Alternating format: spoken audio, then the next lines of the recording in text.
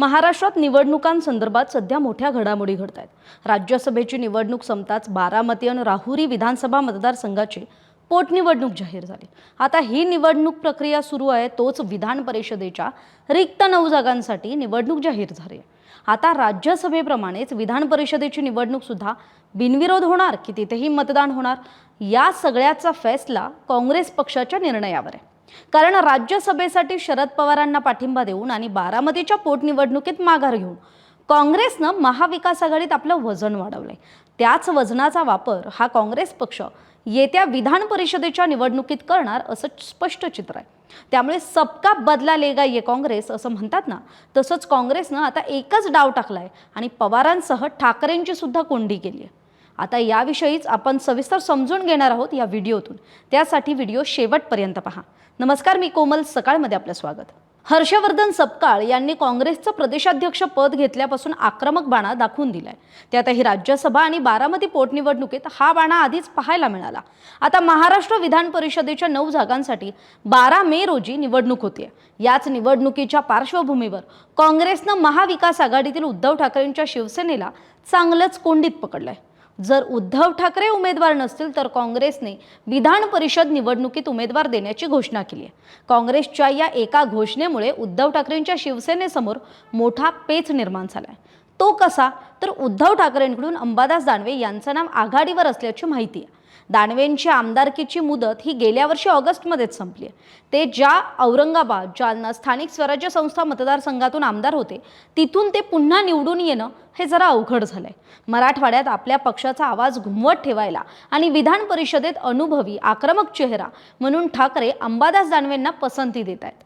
पण विधान परिषदेत महाविकास आघाडीचा चेहरा म्हणून उद्धव ठाकरे होते आणि आहेत असं म्हणत उद्धव ठाकरे यांनी स्वतः विधान परिषदेवर जाण्याचा निर्णय घेतला तरच काँग्रेस त्यांना पाठिंबा देईल।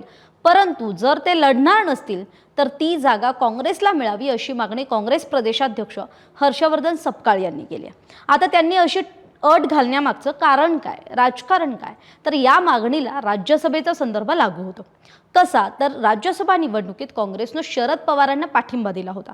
त्यामुळे आता विधान परिषदेसाठी पवारांनी आणि ठाकरेंनी मिळून काँग्रेसला पाठिंबा द्यावा अशी त्यांची मागणी आहे। आता काँग्रेसची एक खेळी आणि ठाकरेंची दुहेरी कोंडी, कसं तेही समजावून सांगते।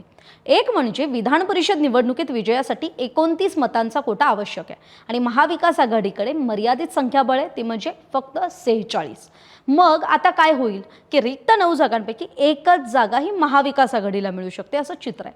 कारण जे आता विधान परिषदेतील 9 जण निवृत्त झालेत त्यातील भाजपच्या वाट्याला 5, सुनेत्रा पवारांच्या नेतृत्वाखालील राष्ट्रवादी काँग्रेस पक्षाला 1, शिंदेंच्या शिवसेनेला 2, अशा मिळून महायुतीच्या वाट्याला 8 जागा जातील आणि मग महाविकास आघाडीकडे फक्त एकच जागा जाऊ शकते। अशा परिस्थितीत महाविकास आघाडीच्या वाटेला आलेल्या जागेवर उद्धव ठाकरेंना स्वतः निवडणूक लढवावी लागेल किंवा मग ती जागा काँग्रेससाठी सोडावी लागेल। मागे मुख्यमंत्री पदामुळे उद्धव ठाकरे नाईलाजास्तव निवडणुकीच्या रिंगणात उतरले होते, पण दानवे निवडणुकीच्या रिंगणात आल्यास काँग्रेसही आपला उमेदवार उभा करेल आणि मग 9 जागांसाठी 10 उमेदवार असं समीकरण होऊन विधान परिषदेची निवडणूक सुद्धा लागू शकते। आणि तिकडे जर दानवेंना ठाकरेंनी ही संधी दिली नाही तर ठाकरेंकडे मराठवाड्यात धडाडीचा चेहरा कोणत्याही पदाविना राहू शकतो। थोडक्यात ठाकरेंना चालून आलेली नामी संधी ही काँग्रेसच्या अटीमुळे मोठं राजकीय संकट उभं करू शकते।